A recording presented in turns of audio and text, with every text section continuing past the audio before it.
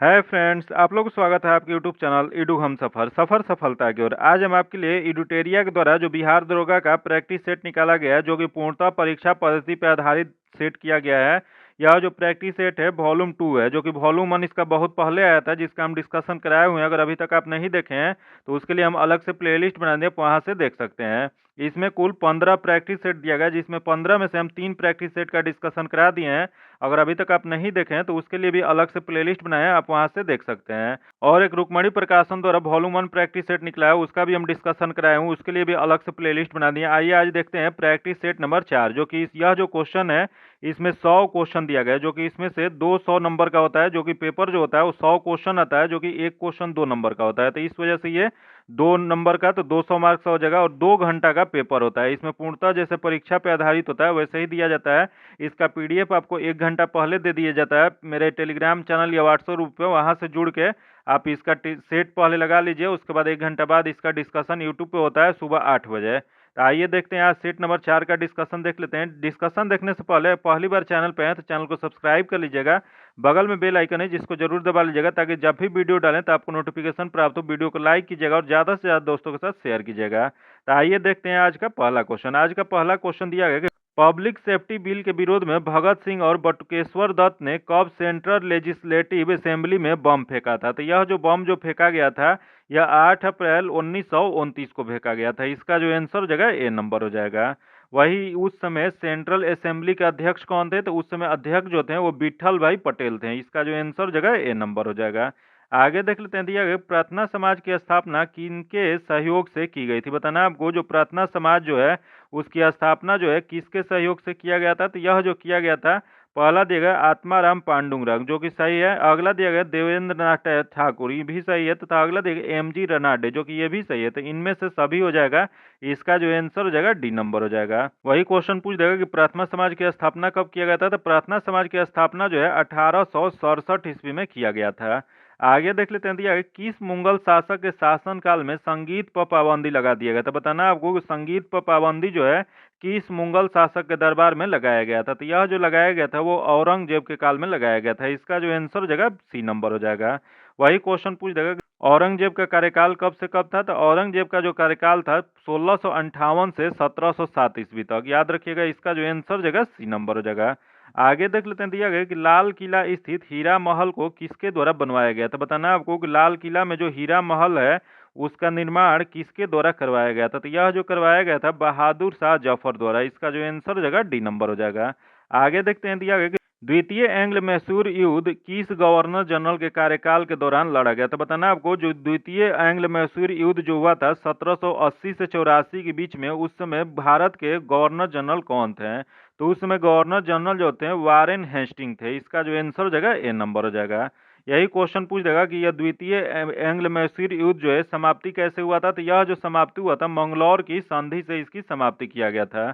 आगे देख लेते हैं, मुस्लिम लीग की स्थापना कहाँ की गई थी। बताना आपको कि मुस्लिम लीग की स्थापना जो है वो कहाँ की गई थी। तो यह जो किया गया था वो ढाका में। इसका जो आंसर हो जाएगा ए नंबर हो जाएगा। ढाका कहाँ है, तो ढाका जो है बांग्लादेश की राजधानी है। जो कि इस लीग की स्थापना के समय उस समय भारत का गवर्नर जनरल कौन थे, तो उस समय गवर्नर जनरल जो थे लॉर्ड मिंटो द्वितीय थे। याद रखिएगा, वही कब इसकी स्थापना किया गया था। तो इसकी स्थापना जो 1906 में किया गया था।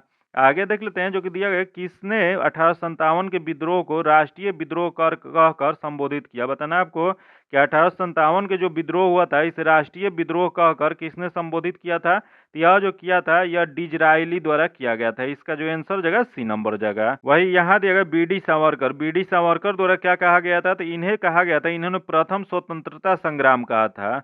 आगे देख लेते हैं, दिया गया निम्न में से कौन सा विकल्प सही सुमेलित नहीं है। इसमें बताना कि कौन सा सही सुमेलित नहीं है। तो देख लेते हैं इसमें कौन सा सही सुमेलित नहीं है। पहला देगा अहोम गोमधर कुंवर, जो कि सही है।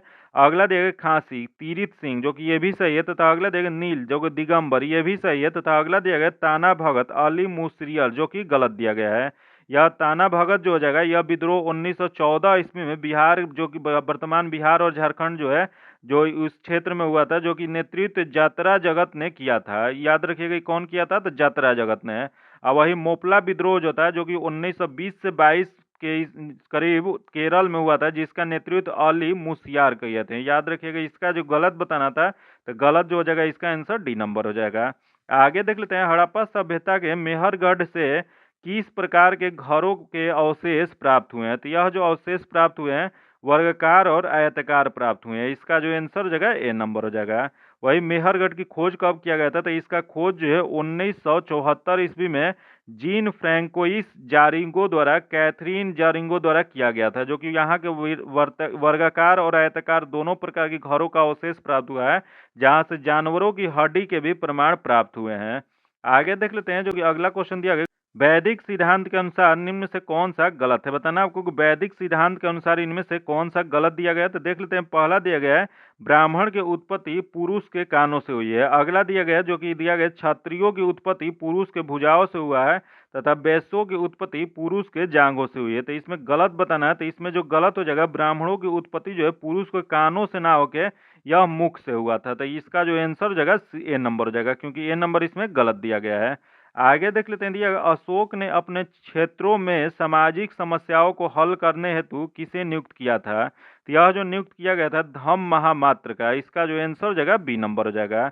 वही अशोक के समय समहर्ता राजस्व से संबंधित अधिकारी कहलाते थे। याद रखिएगा, क्वेश्चन पूछ देगा कि अशोक के समय जो राजस्व से संबंधित अधिकारी होते थे उन्हें क्या कहा जाता था? तो समहर्ता कहा जाता था। याद रखिएगा, इसका आंसर क्या हो जाएगा? तो बी नंबर हो जाएगा। आगे देख लेते हैं, हाल ही के दिनों में चर्चा में रहा संगोल भारत के किस प्राचीन साम्राज्य से जुड़ा हुआ है? यह जो जुड़ा हुआ है वो चोल वंश से जुड़ा हुआ है। इसका जो आंसर हो जाएगा बी नंबर हो जाएगा। अगला देख लेते हैं, जो कि अगला क्वेश्चन दिया गया कि ऑपरेशन पोलो के द्वारा किस राज्य का विलय किया गया था? बताना आपको कि ऑपरेशन पोलो जो हुआ था 1948 में, इसके तहत किस राज्य को विलय किया गया था? तो यह जो किया गया था हैदराबाद जो था उसका विलय किया गया था। इसका जो आंसर हो जाएगा सी नंबर हो जाएगा। यही क्वेश्चन पूछ देगा कि हैदराबाद जो था उस समय किसके अधीन शासित था? तो निजाम के अधीन यह शासित था। अगला देख लेते हैं, स्वाली का युद्ध अंग्रेज और किसके मध्य हुआ था? बताना आपको, जो स्वाली का युद्ध हुआ था वो अंग्रेज और किसके बीच हुआ था? तो यह जो हुआ था यह अंग्रेज और पुर्तगालियों के बीच 1612 ईस्वी में हुआ था। इसका जो आंसर हो जाएगा ए नंबर हो जाएगा, जो कि यह एक नौ सैनिक युद्ध था। आगे देख लेते हैं, दिया गया कि जलियांवाला बाग हत्याकांड के प्रभाव के रूप में निम्न में से कौन सी घटना घटित हुई थी? बताना आपको कि जलियांवाला बाग हत्याकांड हुआ था, उसके प्रभाव में कौन सी घटना घटित हुई थी? तो यह जो इसमें देख लेते हैं, पहला दिया गया मिल मालिकों और मजदूरों के बीच भूख हड़ताल। फिर अगला दिया गया हंटर आयोग का गठन। तो हंटर आयोग का गठन जो हुआ था यह हुआ था। इसका जो आंसर हो जाएगा बी नंबर हो जाएगा। यही क्वेश्चन पूछ देगा कि जलियांवाला बाग हत्याकांड हुआ कब था? तो यह जो हुआ था 13 अप्रैल 1919 ईस्वी। याद रखिएगा, 13 अप्रैल 1919 ईस्वी में यह अमृतसर में हुआ था, जो कि इसी के कहा जाता है कि ब्रिटिश जो था ओ डायर उसके कहने पे इन्होंने एक जलियांवाला बाग जो स्थान था वहां गोली चला दिए थे सैनिक, उससे बहुत से भारतीय मारे गए थे। तो इसका जो आंसर जगह बी नंबर जगह, उसी के जांच के रूप में हंटर आयोग का गठन किया गया था। आगे देख लेते हैं, दिया गया निम्नलिखित युग्मों में से कौन सा सही सुमिलित नहीं है? बताना आपको इसमें से कौन सा सही सुमिलित नहीं है। तो देख लेते हैं इसमें कौन सा गलत दिया गया है। यहाँ दिया गया नदी दिया गया, इधर सहायक नदी दिया गया, दोनों को मिलान करना है। तो पहला दिया गया गोदावरी, जो कि मूसी, गोदावरी जो है मूसी नदी ना होके या क्या हो जाएगा? तो गोदावरी की जो सहायक नदी है पेनगंगा है, इंद्रावती है, पर्णहिता है, या मंजीरा है, या पूर्ण या वर्धा है। तो यहाँ दिया गया महानदी, जो कि मंदा इसका सही है। अगला दिया कृष्णा मालप्रभा, जो कि ये भी सही है, तथा अगला दिया कावेरी हेमावती, जो कि ये भी सही है। तो इसमें गलत वलत बताना है। तो इसमें गलत जो हो जाएगा इसका आंसर ए नंबर हो जाएगा। आगे देख लेते हैं, निम्नलिखित में से कौन सा पृथ्वी के घूर्णन का प्रभाव नहीं है? बताना आपको कि इसमें से पृथ्वी के घूर्णन का प्रभाव कौन सा नहीं है। तो देख लेते हैं इसमें कौन सा नहीं है। तो पहला देगा पवनों का विक्षेपण, जो कि है। अगला देगा कोरियोलिस बल की उत्पत्ति, जो कि ये भी है। तथा अगला देगा दिन रात का होना, जो कि ये भी है। तथा अगला ऋतु परिवर्तन, ऋतु परिवर्तन जो है यह नहीं है। तो इसका जो आंसर जगह नहीं वाला बताना था, इसका आंसर डी नंबर हो जाएगा। आगे देख लेते हैं, दिया गया कि खमसीन निम्नलिखित में से किस देश की स्थानीय पवन है? बताना आपको, जो खमसीन पवन है वह किस देश की स्थानीय पवन है? तो यह जो स्थानीय पवन जो है वह मिस्र की है। इसका जो आंसर हो जाएगा वो बी नंबर हो जाएगा। वही क्वेश्चन पूछ देगा कि अर्जेंटीना में जो स्थानीय पवन चलती है उसे क्या कहा जाता है? तो इसे जोंडा कहा जाता है। तथा यही क्वेश्चन पूछ देगा कि अमेरिका, अमेरिका में क्या होता है? तो अमेरिका में जो चलता है उसे चिनूक कहा जाता है। तथा न्यूजीलैंड में जो चलता है उसे नॉर्वेस्टर कहा जाता है। आगे देख लेते हैं, अगला क्वेश्चन है, विश्व वन क्षेत्र में से किस एक का फैलाव का प्रतिशत सर्वाधिक है? तो सर्वाधिक जो हो जाएगा या आपको शीतोष्ण शंकुधारी वन का है। इसका जो आंसर हो जाएगा ए नंबर हो जाएगा। आगे देख लेते हैं, दिया गया कि कश्मीर घाटी किन दो पर्वत श्रेणी के मध्य स्थित है। बताना आपको जो कश्मीर घाटी जो है ये किन दो पर्वत श्रेणियों के मध्य स्थित है। तो यह जो स्थित है वो बृहत हिमालय और पीर पंजाल के बीच स्थित है। इसका जो आंसर हो जाएगा ए नंबर हो जाएगा। आगे देखते हैं, दिया गया निम्नलिखित पर्वतीय दरों का सही पश्चिम से पूर्व क्रम का पहचानिए। यहाँ बताना है आपको पश्चिम से पूर्व क्रम बताना है। इसमें सबसे पश्चिमी जो हो जाएगा सिपकिला हो जाएगा, फिर उसके बाद क्या हो जाएगा तो लेपू लेक हो जाएगा, तथा उसके बाद क्या हो जाएगा तो उसके बाद नाथुला हो जाएगा, उसके बाद बोमडिला हो जाएगा। तो इसका सही क्रम हो 1 4 2 3 हो जाएगा, जो किस में दिया गया तो यह सी में दिया गया। इसका आंसर सी नंबर हो जाएगा। आगे देख लेते हैं, 10 डिग्री चैनल निम्नलिखित में से किसे पृथक करता है। बताना है आपको कि 10 डिग्री चैनल जो है वह किसको पृथक करता है या अलग करता है। तो यह जो 10 डिग्री जो है अंडमान और निकोबार को अलग करता है। इसका जो आंसर जगह ए नंबर हो जाएगा। आगे देख लेते हैं, निम्नलिखित में से कौन सी जनजाति ऋतु प्रवास किया करते हैं। बताना आपको इसमें से कौन सी जनजाति है जो ऋतु के मौसम में वह एक दूसरे से एक जगह से दूसरे जगह प्रवास करती है। यह जो हो जाएगा इसका सही जो आंसर हो जाएगा भूटिया जनजाति। इसका जो आंसर हो जाएगा ए नंबर हो जाएगा। जो कि भूटिया जनजाति पाई कहाँ जाती है, यह जो पाई जाती है वह सिक्किम में पाई जाती है।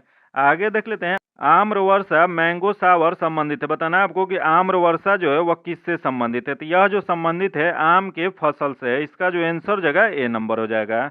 आगे देख लेते हैं, जो कि अगला क्वेश्चन दिया गया कि भूमि की उर्वरता बढ़ाने के लिए निम्न में से कौन सी फसल उगाई जाती है। बताना आपको कि भूमि की उर्वरता के लिए जो बढ़ाने के लिए जो फसल उगाई जाती है वो कौन सी फसल उगाई जाती है। तो यह जो उगाया जाता है उड़द उगाया जाता है। इसका जो आंसर हो जाएगा ए नंबर हो जाएगा। आगे देख लेते हैं, निम्नलिखित में से कौन सकल घरेलू उत्पाद में शामिल है। बताना आपको इसमें से सकल घरेलू उत्पाद में कौन शामिल है। यह जो शामिल जो हो जाएगा यह अंतिम वस्तु की बिक्री। इसका जो आंसर हो जाएगा बी नंबर हो जाएगा। आगे देख लेते हैं, जो कि क्वेश्चन दिया गया है कि पूर्ति स्वयं अपनी मांग उत्पन्न करती है, नियम संबंधित है। तो यह जो संबंधित जो है यह जेबी से के बाजार नियम से संबंधित है। इसका जो आंसर जगह ए नंबर हो जाएगा। आगे देख लेते हैं, खुसरो समिति का संबंध किससे है। बताना आपको कि खुसरो समिति जो है इसका संबंध किससे है। तो इसका जो संबंध जो है यह कृषि शाख से है। इसका जो आंसर जगह ए नंबर हो जाएगा। वही क्वेश्चन पूछ देगा कि मल्होत्रा समिति किससे संबंधित है। तो मल्होत्रा समिति जो है बीमा सुधार से संबंधित है। वही भंडारी समिति जो है यह ग्रामीण बैंक की संरचना से है। वही क्वेश्चन पूछ देगा कि महाजन जो है समिति वह किससे संबंधित है। तो इसका जो संबंध है चीनी उद्योग से संबंध है। वही क्वेश्चन पूछ देगा कि यह गायोपोरिया समिति का संबंध किससे है। तो इसका जो संबंध है बैंक सेवा सुधार से है। आगे देखते हैं, दिया गया कि भारतीय रिजर्व बैंक में साख नियंत्रण के तारीखों में कौन शामिल होता है। बताना आपको कि जो भारतीय रिजर्व बैंक के जो साख नियंत्रण होता है उसके तरीकों में कौन शामिल होता है। यह जो शामिल होता है यह पहला देगा बैंक नीति दर जो कि शामिल होता है। अगला नैतिक प्रभाव की नीति जो कि ये भी शामिल होता है, तथा खुले बाजार की क्रिया जो कि ये भी शामिल होता है। तो इनमें से सभी हो जाएगा। इसका जो आंसर हो जाएगा डी नंबर हो जाएगा। आगे देख लेते हैं, गरीबी रेखा के निर्धारण से संबंधित लकड़वाला समिति ने अपने रिपोर्ट कब प्रकाशित किया था। बताना आपको जो गरीबी रेखा से संबंधित जो है लकड़वाला समिति यह जो है अपना रिपोर्ट कब जारी किया था। तो यह जो जारी किए थे यह प्रकाशित किए थे यह 1993 में। इसका जो आंसर हो जाएगा बी नंबर हो जाएगा। योजना आयोग द्वारा गरीबी के मापन हेतु 1989 ईस्वी में DTV लकड़वाला की अध्यक्षता में एक समिति का गठन किया गया था। इस समिति ने अपना 1993 में अपनी रिपोर्ट प्रस्तुत किया था। इसका जो आंसर हो जाएगा बी नंबर हो जाएगा। आगे देख लेते हैं, अधिकार परीक्षा उच्च न्यायालय के किस क्षेत्राधिकार के अंतर्गत आता है। तो देख लेते हैं किसके अंतर्गत आता है। तो पहला देगा प्रारंभिक क्षेत्राधिकार जो कि नहीं आता है। अगला अपीलीय क्षेत्राधिकार ये भी नहीं आता है। प्रशासनिक क्षेत्राधिकार जो कि ये भी नहीं आता। तो इनमें से कोई नहीं। इसका जो आंसर हो जाएगा डी नंबर हो जाएगा। यह जो होता है अधिकार परीक्षा उच्च न्यायालय के रीट क्षेत्राधिकार के अंतर्गत आता है, जो कि यह बंदी प्रत्यक्षीकरण प्रामदेश आदि भी इसी क्षेत्राधिकार के अंतर्गत आता है। इसका जो आंसर हो जाएगा डी नंबर हो जाएगा। अगला देख लेते हैं, जो कि दिया गया कि उपराष्ट्रपति के निर्वाचन से संबंध में कौन सा कथन सही नहीं है। इस मतलब है कि कौन सा कथन गलत दिया गया है। तो देख लेते हैं इसमें कौन सा गलत दिया गया है। तो पहला देगा उपराष्ट्रपति पद से संबंधित प्रावधान अमेरिका के संविधान से लिया गया है, जो कि सही है। अगला देगा उपराष्ट्रपति को मतदान का अधिकार प्राप्त होता है, जो कि गलत दिया गया है। अगला दिया गया कि उपराष्ट्रपति राज्यसभा के पदेन सभापति होते हैं, जो कि ये भी सही दिया गया है। अगला दिया गया जो कि उपराष्ट्रपति बनने हेतु 35 वर्ष की आयु अनिवार्य है, जो कि सही है। तो इसमें गलत बताना था, तो इसका जो गलत हो जाएगा वो बी नंबर हो जाएगा। इसका आंसर क्या हो जाएगा तो बी नंबर। आगे देख लेते हैं, राज्य के नीति निर्देशक सिद्धांत के अंतर्गत धन का समान वितरण किस अनुच्छेद में वर्णित है? तो यह जो वर्णित जो हो जाएगा यह अनुच्छेद 29 ख में है। इसका जो आंसर हो जाएगा वो सी नंबर हो जाएगा। आगे देख लेते हैं, भारतीय नागरिक अधिनियम 1955 के अनुसार भारतीय नागरिकता को कितने तरीकों से प्राप्त किया जा सकता है? तो यह जो प्राप्त किया जा सकता है वह 5 प्रकार से किया जा सकता है। इसका जो आंसर हो जाएगा सी नंबर हो जाएगा। अगला देख लेते हैं, दिया गया संघीय और राज्य के बीच शक्ति विभाजन का अवधारणा किस देश के संविधान से लिया गया है? तो यह जो लिया गया वो कनाडा के संविधान से लिया गया है। इसका जो आंसर हो जाएगा ए नंबर हो जाएगा। आगे देख लेते हैं, श्रमिक संघ और फौजदारी किस सूची का विषय है? तो यह जो सूची का विषय जो हो जाएगा समवर्ती सूची का है। इसका जो आंसर हो जाएगा ए नंबर हो जाएगा। समवर्ती सूची के अंतर्गत मूल संविधान में 47 विषय थे, जो कि वर्तमान में कितने हैं? तो वर्तमान में 52 विषय हो गए हैं। आगे देख लेते हैं, दिया गया किस अनुच्छेद के तहत भारत के महनवादी को वोट देने का अधिकार नहीं है? बताना आपको कि महनवादी को वोट देने का अधिकार किस अनुच्छेद के तहत नहीं है? तो देख लेते हैं कौन सा हो जाएगा। तो अनुच्छेद 88 जो है उसके तहत वो वोट नहीं दे सकते हैं। इसका जो आंसर हो जाएगा सी नंबर हो जाएगा। वह किसी भी सदन का सदस्य ना होते हुए भी वह सदन की कार्यवाही में भाग ले सकते हैं, परंतु वह मत देने का अधिकार जो है उन्हें नहीं होता है, अनुच्छेद 88 के अनुसार।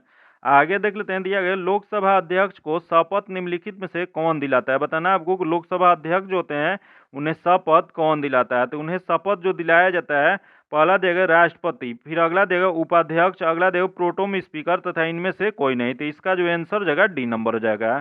यह संविधान का अनुच्छेद 93 में कहा गया है कि लोकसभा के अध्यक्ष और उपाध्यक्ष का उल्लेख किया गया है, जो कि लोकसभा अध्यक्ष लोकसभा सदस्य के रूप में शपथ लेते हैं, न कि अध्यक्ष के रूप में। इस वजह से उन्हें सदस्य के रूप में शपथ दिलाया जाता है। इसका जो आंसर हो जाएगा डी नंबर हो जाएगा। आगे देख लेते हैं, वर्तमान में केंद्रीय निर्वाचन आयोग में अध्यक्ष सहित सदस्यों की संख्या कितनी है? बताना आपको कि जो वर्तमान में केंद्रीय निर्वाचन आयोग जो है उसमें अध्यक्ष सहित सदस्यों की संख्या कितनी है? तो यह जो हो जाएगा वो 3 है। इसका जो आंसर हो जाएगा बी नंबर हो जाएगा।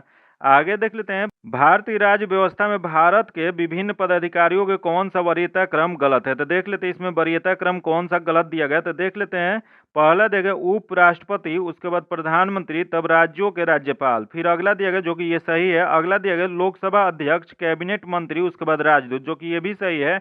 अगला दिया गया उच्च न्यायालय के न्यायाधीश, उसके बाद नियंत्रक महालेखा परीक्षक, उसके बाद लोकसभा उपाध्यक्ष, जो कि ये भी सही है। तो इनमें से कोई नहीं, इनमें कोई गलत नहीं है। इसका जो आंसर हो जाएगा वो डी नंबर हो जाएगा। एक बार क्रम बता देते हैं, सबसे ऊपर जो होता है राष्ट्रपति होते हैं, उनके बाद उपराष्ट्रपति होते हैं, तीसरे नंबर पे प्रधानमंत्री होते हैं, चौथे नंबर पे राज्य के राज्यपाल अपने राज्यों में होते हैं, तथा पांचवें नंबर पे भूतपूर्व राष्ट्रपति, उसके बाद मुख्य न्यायाधीश होते हैं, उसके बाद कैबिनेट मंत्री होते हैं। तो याद रखिएगा, ये क्रम से क्वेश्चन एक पूछ देता है, इस वजह से यह इंपॉर्टेंट है। इसका जो आंसर हो जाएगा डी नंबर हो जाएगा। आगे देख लेते हैं, येलो बुक किस देश की सरकारी दस्तावेज है? बताना आपको येलो बुक जो है वह किस देश की सरकारी दस्तावेज है? तो यह जो हो जाएगा फ्रांस की। इसका जो आंसर हो जाएगा बी नंबर हो जाएगा। वही यहाँ दिया गया इटली, इटली का क्या है? तो इटली का जो है वह ग्रीन बुक कहा जाता है। वही क्वेश्चन पूछ देगा कि नीदरलैंड को क्या होता है? तो नीदरलैंड का जो होता है वो ऑरेंज बुक होता है। वही बेल्जियम या जापान का जो होता है ग्रे बुक होता है। वही ईरान का क्या होता है? तो ईरान का भी ग्रीन बुक होता है। आगे देख लेते हैं, संयुक्त राष्ट्र संघ की स्थापना के समय कितने देशों ने के प्रतिनिधि ने अधिकार पत्र पर हस्ताक्षर किया था? बताना है आपको कि संयुक्त राष्ट्र संघ की जो स्थापना किया गया था 24 अक्टूबर 1945 को, तो उस समय उस पर कितने देशों के प्रतिनिधियों ने अधिकार पत्र पर हस्ताक्षर किया था? तो यह जो हस्ताक्षर किया गया था 50 देश के प्रतिनिधियों ने किया था। इसका जो आंसर हो जाएगा ए नंबर हो जाएगा। आगे देख लेते हैं, दिया गया कि वायुसेना के पश्चिमी कमांडर का मुख्यालय कहाँ है? बताना आपको कि वायुसेना जो है उसकी पश्चिमी कमांडर का मुख्यालय कहाँ है? तो पश्चिमी कमांडर का मुख्यालय जो है नई दिल्ली में है। इसका जो आंसर हो जाएगा ए नंबर हो जाएगा। वही क्वेश्चन पूछ देगा कि भारतीय वायुसेना का कुल कितने कमांड्स में विभाजित किया गया? तो यह जो किया गया है 7 कमांड्स में विभाजित किया गया है।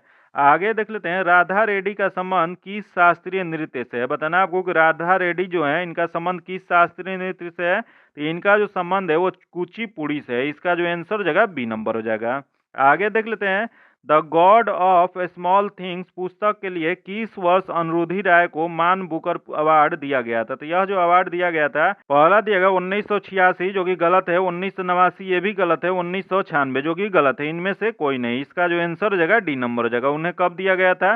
तो उन्हें जो दिया गया था 1969 ईस्वी में दिया गया था। आगे देख लेते हैं, दिया गया है कि पाखल वन्य जीव अभयारण्य भारत के किस राज्य में स्थित है। बताना आपको कि पाखल वन्य जीव अभयारण्य जो है भारत के किस राज्य में स्थित है। तो यह जो स्थित है तेलंगाना में। इसका जो आंसर हो जाएगा सी नंबर हो जाएगा। आगे देख लेते हैं, दिया गया कि रेड डाटा बुक का प्रथम प्रकाशन किस वर्ष किया गया था। बताना आपको कि रेड डाटा बुक जो है उसका प्रकाशन जो है पहली बार कब किया गया था। तो यह जो किया गया था 1964 ईस्वी में किया गया था। इसका जो आंसर हो जाएगा बी नंबर हो जाएगा।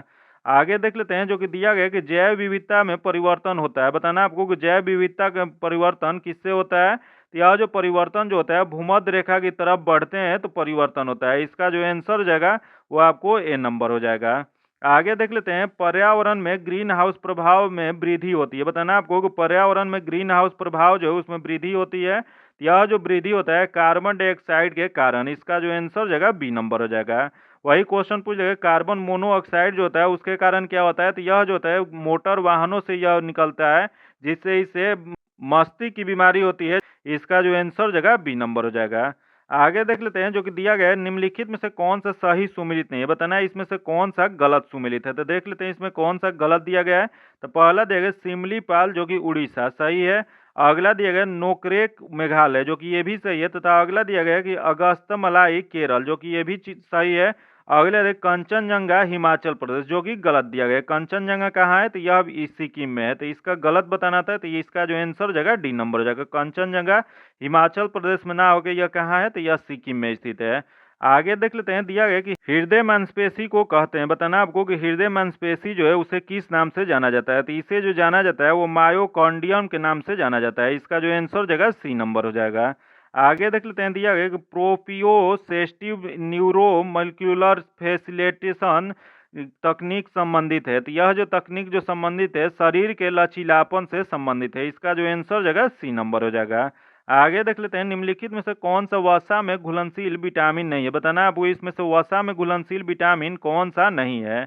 तो सबसे पहले तो जान लेते हैं कि वसा में घुलनशील विटामिन होता कौन सा है। तो यह जो होता है ए होता है, डी होता है, ई होता है और के होता है। याद रखिए ए डी ई के जो है वसा में घुलनशील विटामिन होता है। वही क्वेश्चन पूछ दे कि पानी में घुलनशील कौन कौन विटामिन होती है। तो B complex plus vitamin C जो होता है यह पानी में घुलनशील होता है। तो इसका जो बताना है इसमें कि वसा में घुलनशील इसमें कौन सा नहीं है। तो देख लेते हैं इसके अलावा कौन सा दिया गया है, कि एडेक के अलावा कौन सा दिया गया है। तो इसके अलावा विटामिन बी दिया गया है। तो इसका जो आंसर हो जाएगा बी नंबर हो जाएगा। आगे देख लेते हैं, मानव शरीर की अस्थियां किस आधार पर वर्गीकृत की जाती है। बताना आपको मानव शरीर की जो अस्थि होता है वह किसके आधार पर वह वर्गीकृत किया गया है। तो यह जो किया गया वो परिणाम एवं आकार के आधार पर किया गया है। इसका जो आंसर हो जाएगा सी नंबर हो जाएगा। वही क्वेश्चन पूछ देगा कि वयस्क मानव शरीर में कुल हड्डियों की संख्या कितनी होती है। तो वयस्क मानव शरीर जो होता है उसमें हड्डी की संख्या जो होता है 206 होता है। आगे देख लेते हैं, कौन सा ऊतक शरीर का संरक्षण का कार्य करता है। बताना आपको कि कौन सा ऊतक है जो शरीर के संरक्षण का कार्य करता है। यह जो कार्य करता है एपिथीलियम ऊतक करता है। इसका जो आंसर हो जाएगा ए नंबर हो जाएगा। आगे देख लेते हैं, पौधे में किस हार्मोन के संचार के कारण वे प्रकाश की ओर झुक जाते हैं। बताना आपको कि पौधे में किस हार्मोन का स्रावण होता है जिसके कारण प्रकाश की ओर वो झुक जाता है। तो यह जो होता है वो ऑक्सीन हार्मोन के कारण होता है। इसका जो आंसर हो जाएगा सी नंबर हो जाएगा। वही क्वेश्चन पूछ देगा कि ऑक्सीन हार्मोन की खोज कब किया गया था। तो इसकी खोज जो है 1880 ईस्वी में यह डार्विन के द्वारा किया गया था, जो कि यह पौधे के वृद्धि को नियंत्रित करने वाला हार्मोन होता है। वही यहाँ दिया गया जिब्रेलिन्स। जिब्रेलिन्स क्या होता है, तो जिब्रेलिन्स हार्मोन जो है बौने पौधों को लंबा करने में यह सहायक करता है। आगे देख लेते हैं, दिया गया कि प्रोकैरियोटिक कोशिका के संबंध में कौन सा कथन सत्य है। बताना आपको कि प्रोकैरियोटिक कोशिका जो है इसके संबंध में कौन सा कथन सही दिया गया है। तो इसमें जो कथन सही दिया गया है देख लेते हैं। पहला देखिए, इनमें कोशिका भित्ति सेलुलोज की बनी होती है। तथा इसमें दिया गया है इस माइटोकॉन्ड्रिया उपस्थित होता है तथा केंद्रक और केंद्रिका अनुपस्थित होता है। तथा इसमें कोशिका विभाजन विखंडन अथवा मुकुलन द्वारा होता है, जो कि इसका जो आंसर जगह वो डी नंबर हो जाएगा। आगे देख लेते हैं, जो कि दिया गया कि टेरिडोफाइटा पौधे का उदाहरण है। बताना आपको कि टेरिडोफाइटा का उदाहरण कौन सा हो जाएगा। यह जो उदाहरण जो जगह मिसलिया एवं फर्न हो जाएगा। इसका जो आंसर जगह बी नंबर हो जाएगा। आगे देख लेते हैं, दिया गया कि लाइपेज नामक एंजाइम का स्रोत है। बताना आपको कि लाइपेज नामक एंजाइम का स्रोत इनमें से कौन सा हो जाएगा। तो यह जो हो जाएगा आपको पहला दिया गया यकृत, फिर अगला दिया गया अमाशय, अगला दिया गया हृदय। इनमें से कोई नहीं। तो इसका जो आंसर हो जाएगा डी नंबर हो जाएगा। इसका जो हो जाएगा लाइपेज नामक एंजाइम जो होता है वो अग्नाशय से स्रावित होता है। पेनक्रियाज जो कि मानव शरीर की दूसरी सबसे बड़ी ग्रंथि है, जो कि एक अंतःस्रावी और बहुस्रावी दोनों है। याद रखिएगा, इसका जो आंसर हो जाएगा डी नंबर हो जाएगा, इनमें से कोई नहीं। अगला दिया गया, शैवाल और कवक के मिलने से लाइकेन बनता है, जिसे कहते हैं, बताना आपको। जो शैवाल और कवक के मिलने से लाइकेन बनता है उसे क्या कहा जाता है? तो इसे कहा जाता है सहजीविता कहा जाता है। इसका जो आंसर हो जाएगा बी नंबर हो जाएगा। आगे देख लेते हैं, निम्न में से कौन सा एक अलौह धात्विक खनिज है? बताना आपको, अलौह धात्विक खनिज इनमें से कौन सा है? तो यह जो जगह कोबाल्ट हो जाएगा। इसका जो आंसर हो जाएगा सी नंबर हो जाएगा। आगे देखते हैं, नाभिकीय रिएक्टर में नाभिकीय विखंडन से विद्युत उत्पन्न करने के लिए साधारणतः उपयोग किया जाने वाला तत्व है। यह जो तत्व प्रयोग किया जाता है यूरेनियम। इसका जो आंसर हो जाएगा सी नंबर हो जाएगा। आगे देख लेते हैं, एक हाइड्रोकार्बन जिसमें कार्बन के दो परमाणु द्विबंध द्वारा जुड़े हो कहलाते हैं। तो यह जो कहलाते हैं एल्कीन कहलाते हैं। इसका जो आंसर हो जाएगा बी नंबर हो जाएगा। यह हाइड्रोकार्बन जो होता है वो दो प्रकार का होता है, सेचुरेटेड होता है, अनसेचुरेटेड होता है। संतृप्त होता है, असंतृप्त होता है। जो कि संतृप्त जो होता है वो सिंगल बॉन्ड होता है, वही असंतृप्त जो होता है वो डबल बॉन्ड और ट्रिपल बॉन्ड होता है। याद रखिएगा, दो टाइप का कौन कौन सा होता है? तो एक सेचुरेटेड होता है, जो कि उसी को हिंदी में संतृप्त कहा जाता है। जो कि यह जो होता है वो सिंगल बॉन्ड बनाता है, उसी को अल्केन कहा जाता है। वही डबल बॉन्ड और ट्रिपल बॉन्ड जो होता है असंतृप्त अनसेचुरेटेड होता है, जो कि इसमें जो होता है उसे एल्कीन और एल्काइन होता है। इसका जो आंसर हो जाएगा वो बी नंबर हो जाएगा। आगे देख लेते हैं, सोना को घोला जा सकता है। बताना आपको कि सोना को घोला जा सकता है। तो यह जो घोला जा सकता है यह हाइड्रोक्लोरिक एसिड और नाइट्रिक एसिड के मिश्रण में। इसका जो आंसर हो जाएगा सी नंबर हो जाएगा। इसी को क्या कहा जाता है? तो इसी को एक्वारेजिया कहा जाता है, जो कि हाइड्रोक्लोरिक एसिड और नाइट्रिक एसिड जो होता है HNO3 उसका क्रमशः 3:1 में संयोजन से बनाया जाता है। आगे देख लेते हैं, पीतल निम्न से किसका मिश्रण होता है? बताना आपको कि पीतल जो होता है वह निम्न से किसका मिश्रण होता है? तो पीतल जो मिश्रण होता है वो तांबा और जस्ता का होता है। इसका जो आंसर हो जाएगा वो डी नंबर हो जाएगा। आगे देख लेते हैं, दिया गया कि एक जेटा बराबर होता है। बताना आपको कि एक जेटा बराबर कितना होता है? तो यह जो होता है 10⁻21 होता है। इसका जो आंसर हो जाएगा वो सी नंबर हो जाएगा। आगे देख लेते हैं, बैरोमीटर की ऊंचाई में अचानक वृद्धि इंगित करती है। बताना आपको कि बैरोमीटर की ऊंचाई जो है उसमें अचानक अगर वृद्धि देखा जाए तो वह क्या दिखाता है? तो यह जो दिखाता है वो अत्यंत शुष्क मौसम दिखाता है। इसका जो आंसर हो जाएगा वो डी नंबर हो जाएगा। आगे देख लेते हैं, दिया गया निकट दृष्टि दोष किसके प्रयोग में उपचारित किया जा सकता है? बताना आपको कि निकट दृष्टि दोष जो है किसके प्रयोग में उपचारित किया जा सकता है? तो यह जो प्रयोग किया जाता है अवतल लेंस का प्रयोग करके उसका उपचार किया जा सकता है। इसका जो आंसर हो जाएगा बी नंबर हो जाएगा। या निकट दृष्टि दोष उसी को मायोपिया के नाम से जाना जाता है, जो कि व्यक्ति को दूर की वस्तु को स्पष्ट रूप से नहीं देख पाता है। इसका प्रमुख कारण जो होता है लेंस की क्षमता बढ़ना और फोकस दूरी घटना होता है, तथा लेंस की गोलाई जो होता है बढ़ जाना होता है। इसी में क्या होता है? तो वस्तु का प्रतिबिंब रेटिना पर न बनकर रेटिना के आगे बनने लगता है। इसका जो आंसर हो जाएगा बी नंबर हो जाएगा। आगे देख लेते हैं, अगला क्वेश्चन, इंद्रधनुष डैश के कारण होता है। बताना आपको कि इंद्रधनुष जो बनता है वो किसके कारण बनता है? तो यह जो बनता है परावर्तन और अपरावर्तन के कारण बनता है। इसका जो आंसर हो जाएगा डी नंबर हो जाएगा। आगे देख लेते हैं, निम्नलिखित में से कौन सा सही नहीं सुमेलित है? बताना आपको इसमें से कौन सा गलत सुमेलित है। तो देख लेते हैं, पहला दिया गया है गति विषयक नियम न्यूटन, जो कि सही है। अगला है प्रकाश के अपवर्तन का नियम आइंस्टीन, जो कि गलत दिया गया है। प्रकाश के अपवर्तन का नियम जो है यह दिया था स्नेल ने। अगला दिया गया प्रकाश का व्युत्कीकरण थॉमस यंग, जो कि सही दिया गया है। अगला दिया गया प्रकाश का तरंग सिद्धांत हाइगेंस, जो कि ये भी सही है। तो इसमें गलत बताना था, तो गलत दो हो जाएगा। इसका आंसर बी नंबर हो जाएगा। अगला देख लेते हैं, केंद्रीय बजट 2023-24 में 7 प्राथमिकताएं अपनाई गई है, इनमें से क्या नाम दिया गया है? तो इसका जो नाम दिया गया सप्तऋषि दिया गया है। इसका जो आंसर हो जाएगा सी नंबर हो जाएगा। आगे देख लेते हैं, दिया गया केंद्रीय बजट 2023-24 के अनुसार राजकोषीय घाटा जीडीपी का कितना प्रतिशत अनुमान लगाया गया है? तो यह जो अनुमान लगाया गया है 5.9%। इसका जो आंसर हो जाएगा ए नंबर हो जाएगा। आगे देख लेते हैं, आर्थिक समीक्षा 2022-23 के अनुसार अप्रैल से दिसंबर 2022 के दौरान व्यापार में कितना बिलियन डॉलर आयात रहेगा? तो यह जो रहेगा वह 551.7 बिलियन डॉलर। याद रखिएगा कितना हो जाएगा? तो 551.7 बिलियन डॉलर हो जाएगा। इसका जो आंसर हो जाएगा बी नंबर हो जाएगा।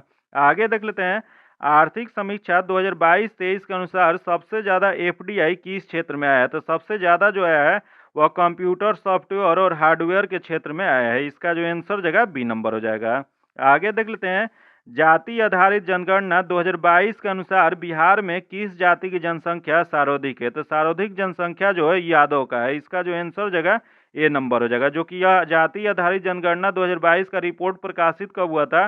तो इसका रिपोर्ट जो है 2 अक्टूबर 2023 को जारी किया गया था, जो कि सर्वाधिक आबादी जो है यादव का है। अगला देख लेते हैं, दिसंबर 2022 में भारत के चेन्नई तट पर आए मैंडूस तूफान का नामकरण किस देश द्वारा किया गया? तो यह जो नामकरण किया गया है यूएई द्वारा किया गया है। इसका जो आंसर जगह सी नंबर हो जाएगा। आगे देख लेते हैं, G20 के शेरपा की पहली बैठक दिसंबर 2022 में कहाँ हुआ था? तो यह जो हुआ था यह उदयपुर राजस्थान में हुआ था। इसका जो आंसर जगह ए नंबर हो जाएगा। आगे देख लेते हैं, दिया गया कैवोवैक्स नामक वैक्सीन के निर्माता कौन कंपनी है? तो यह जो कंपनी जो है यह सीरम इंस्टीट्यूट ऑफ इंडिया। इसका जो आंसर जगह बी नंबर हो जाएगा। अगला देख लेते हैं, क्वेश्चन दिया गया कि वन वेब इंडिया 2 उपग्रह को किस प्रक्षेपण यान द्वारा कक्षा में स्थापित किया गया? तो यह जो स्थापित किया गया था LVM3 द्वारा किया गया था। इसका जो आंसर जगह ए नंबर हो जाएगा। आगे देख लेते हैं, निम्नलिखित में से किसके द्वारा ऑपरेशन सद्भावना की शुरुआत किया गया था? बताना आपको कि ऑपरेशन सद्भावना जो है इसका शुरुआत किसके द्वारा किया गया था? तो यह जो किया गया था भारतीय सेना द्वारा किया गया था। इसका जो आंसर जगह ए नंबर हो जाएगा। आगे देख लेते हैं, भारतीय वन स्थिति रिपोर्ट 2021 के अनुसार सर्वाधिक वन आवरण क्षेत्र वाला राज्य कौन सा है? तो यह जो हो जाएगा मध्य प्रदेश। इसका जो आंसर हो जाएगा ए नंबर हो जाएगा। आगे देख लेते हैं, रंगनाथिटू पक्षी अभ्यारण्य किस राज्य में स्थित है? तो यह जो स्थित है यह कर्नाटक में है। इसका जो आंसर जगह वो डी नंबर हो जाएगा। आगे देख लेते हैं, दिया गया कि मैग्रोन की प्रजाति के लिए एक जीन बैंक नर्सरी खोलने की घोषणा किस राज्य सरकार द्वारा किया गया है? तो यह जो घोषणा जो किया गया है यह उड़ीसा राज्य द्वारा किया गया है। इसका जो आंसर जगह बी नंबर हो जाएगा। अगला देख लेते हैं, जो कि दिया गया अनुसंधान प्रौद्योगिकी और नवाचार सहयोग पर एक समझौता ज्ञापन पर हस्ताक्षर अनुसंधान प्रौद्योगिकी और नवाचार सहयोग पर एक समझौता ज्ञापन पर हस्ताक्षर भारत ने किस देश के साथ किया है? तो यह जो समझौता किया गया है यह भारत ने मैक्सिको के साथ किया है। इसका जो आंसर जगह बी नंबर हो जाएगा। आगे देख लेते हैं, वर्तमान में नीति आयोग के उपाध्यक्ष कौन है? बताना आपको कि वर्तमान में नीति आयोग के उपाध्यक्ष कौन है? तो उपाध्यक्ष जो है डॉक्टर सुमन के बेरी हैं। इसका जो आंसर जगह ए नंबर हो जाएगा। वही क्वेश्चन पूछ देगा कि इसके अध्यक्ष कौन है? तो इसके अध्यक्ष जो है वर्तमान प्रधानमंत्री नरेंद्र मोदी हैं। आगे देख लेते हैं, दिया है कि शरद यादव जिनकी मृत्यु 12 जनवरी 2023 को हुई, इनके संबंध में निम्नलिखित में से कौन सा कथन सही दिया गया? तो देख लेते हैं इसमें से कौन सा सही दिया गया है। तो पहला दिया गया है वे 7 बार लोकसभा के सदस्य रहे, जो कि सही दिया गया है। अगला देखो, वे 3 बार राज्यसभा के सदस्य रहे, जो कि ये भी सही दिया गया है। वे जनता दल यूनाइटेड के पहले राष्ट्रीय अध्यक्ष है, जो कि सही दिया गया है। इनमें से सभी सही है, तो इसका जो आंसर जगह डी नंबर हो जाएगा। आगे देख लेते हैं, दिया गया कि ग्लोबल फायर पावर इंडेक्स 2023 में भारत का स्थान कौन सा है? तो इसमें भारत का स्थान जो है चौथा हो जाएगा। इसका जो आंसर जगह ए नंबर हो जाएगा।